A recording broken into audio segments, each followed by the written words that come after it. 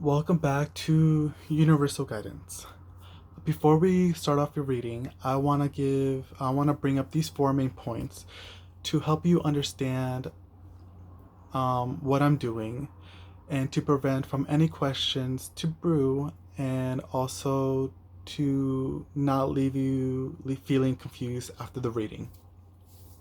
So, starting with the titles, as you can tell, I like to say phases of the moons, and that's because I do work with phases of the moons, and I want to sprinkle that on your reading to help you move through life easier. And that's because um unconsciously we are influenced by the moon.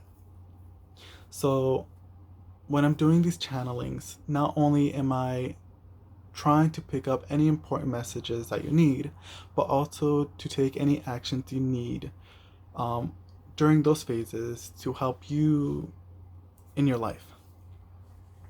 So, on a superficial level, I am telling you what you need for that week, but underneath it all, and in an unseen mystical world, I'm also um, giving you advice on what actions you need to take to fully harness these influences of the moons. So the new moon, the first quarter, the full moon, and the last quarter. And when I'm saying waxing moon, I mean the first quarter, and when I'm saying the waning moon, I'm saying the last quarter. So moving on to the second point, if you're familiar with the Toro deck, you already know what their names are and what their meanings are. However, the deck I'm using, the Enchanted Toru, there are three groups that have different names, but they have the same meanings. However, I like to um, what's it called? I like to use them for other reasons, but right now I'm just going to clarify what these groups are and what they actually mean in the original deck. So we have the princess, the prince, and the hearts. So when I'm saying the hearts, I'm saying the cups. When I'm saying the princess, I'm saying the page. And when I'm saying the prince, I'm saying the knights. And when I'm using the pages or the princess, I am saying I'm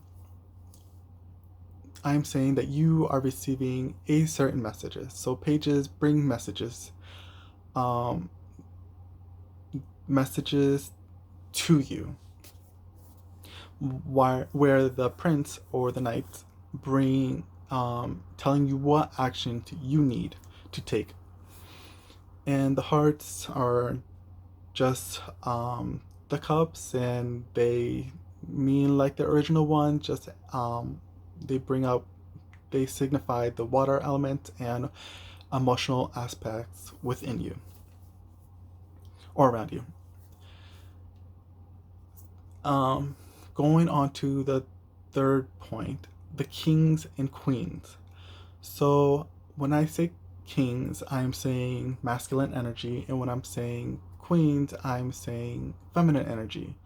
And what I'm suggesting is for you to be aware of who's giving off these energies.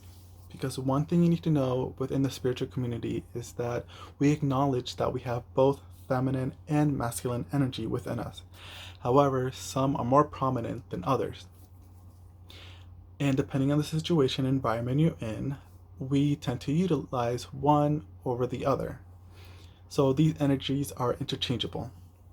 So it doesn't matter if you're a male or female. If you are a man, you can have feminine energy. And when you're a woman, you can have masculine energy. But like I said, they always change depending on the situation you're in.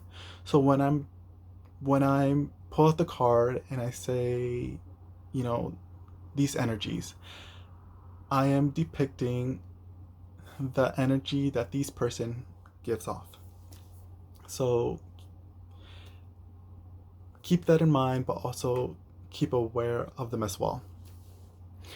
In the fourth point, I want to finally mention, fourth and last point, is the reason why I don't the cards, bef- shuffle the cards in front of you guys before the reading. And the main reason is I am saving myself from the embarrassment of how I look and how I sound when I'm doing these. I've recorded before and I look so silly, and I didn't, yeah, and personally, I find it embarrassing. So, and the reason why I want to bring this up is because within the Toro community, we they have informed a lot of their readers that there are people out there that like to shuffle or pre-shuffle their deck and have things already prearranged just so they can be misled or give off information to manipulate whatever. But that's in very few cases. But overall, other readers, they know what they're doing, and some of them are comfortable with that. Some of them are very quick to pick up their the reading seat that their audience needs. Um, However, I'm not that way. Some take longer, and yeah, and I'm don't want to show you guys that. So yes, so bringing up all the points. Hopefully they're helpful and answer all the questions that you need for your readings, and enjoy. And let's get into it. Welcome, Cancer, to your waning moon reading. This reading are for those who have their sun and ascendant in Cancer, and we're doing a little bit different. I'm doing something a little bit different for you guys. I'm gonna pull out a card from the Black Moon astrology, and you got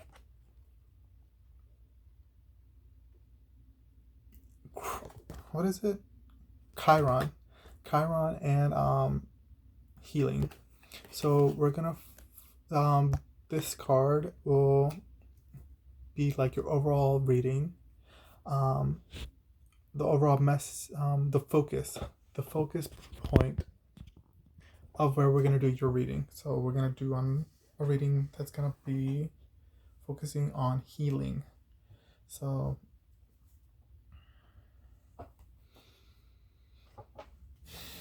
okay, so we're gonna do two rows. One with gonna be with this deck with the enchanted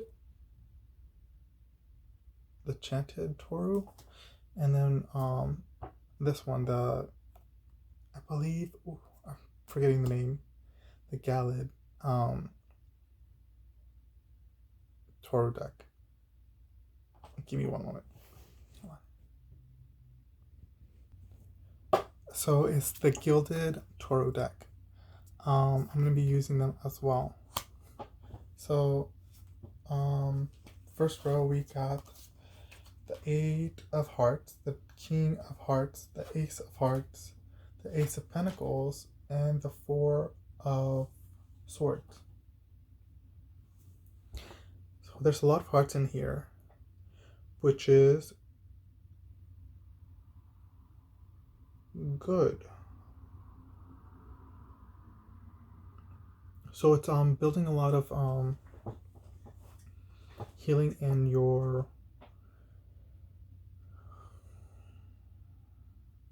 okay, so yeah, it's gonna be a lot of healing emotionally with this King of Hearts.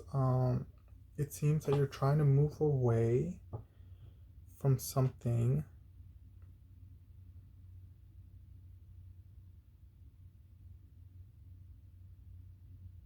It feels like a recycling in a way with this Ace of Hearts and this Ace of Hearts and this Eight of Hearts being in between the King of Hearts. It feels like a recycling, like, because I see that you're trying to move on, you're trying to move away from it, but it seems like you're trying to move away from some kind of emotional. Oh, sorry, my phone is falling. Some emotional felt about them, and is coming into this kind of like new love for them. Ace of King of Hearts, which is a masculine water sign, masculine water persona who falls in the sign of Cancer, Pisces, or Scorpio. Oh.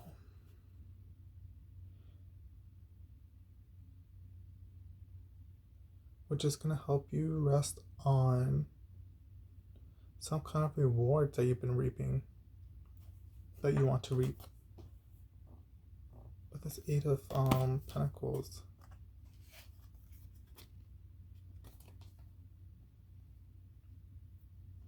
yeah, you're just taking time with this because you feel like it's going to help you, or it will help you achieve greater rewards. We're going to move on to the second part of the reading. We get the Temperance, the King of Wands, a masculine fiery persona, which is or someone who falls in the sign of Leo, Aries, or Sagittarius. We got the Page of Wands, the Six of Pentacles, and the Four of Swords again. So yeah, there's a lot of resting for sure. Of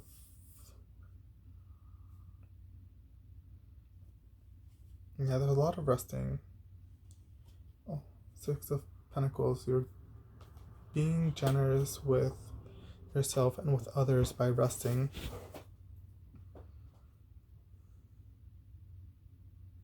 But it seems you're gonna receive this news from the Page of Wands of movement, of or coming up with a new project of some sort. With It seems like with the King of Wands, you will be working on something.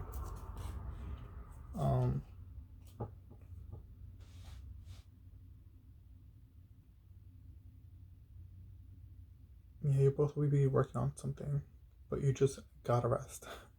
Give your self a rest. Give a rest on this relationship you're trying to create with a King of Hearts.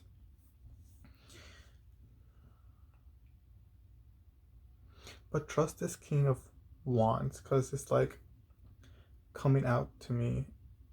I feel like they're gonna help you. They're gonna be generous with you. I'm sorry, my phone keeps sliding down. Yeah, they're gonna come and help you.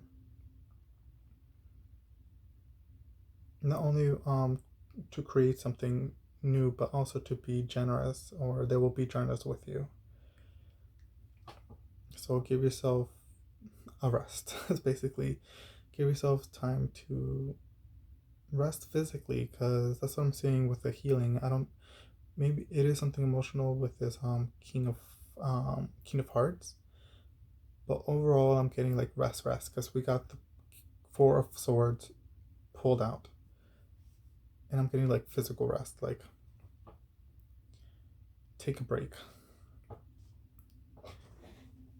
and let these King of Wands help you. So that's what I got for you, Cancers. Thank you for coming by, and I'll see you next time.